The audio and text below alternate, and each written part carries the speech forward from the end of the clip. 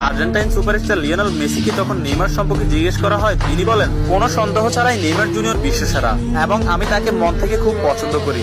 এবং Argentine midfielder Rodrigo D পল বলেছেন, যারা নেইমার জুনিয়রকে ভালোবাসে না তারা ফুটবলই বোঝে না। ফ্রান্সের বিশ্বকাপ জয়ী কিলিয়ান এমবাপ্পে বলেছেন, নেইমার শুধু ফুটবলের রাজা নয়, মহারাজাও বটে।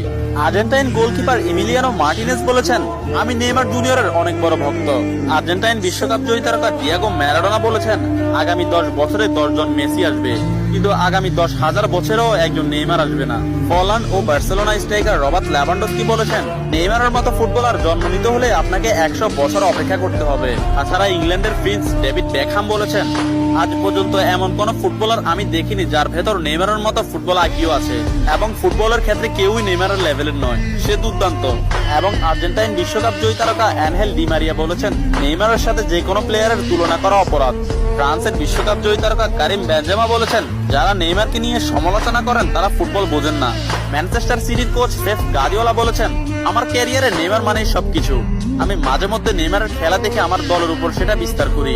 এবং স্পেনের বিশ্বকাপ জয়ী তারকা জেরার্ড পিকে বলেছেন, নেইমার ইতিহাসের সেরা খেলোয়াড়। অন্যদিকে লা লিগা সভাপতি তাবাস বলেছেন, নেইমার লা লিগার সম্পদ। এক সাংবাদিক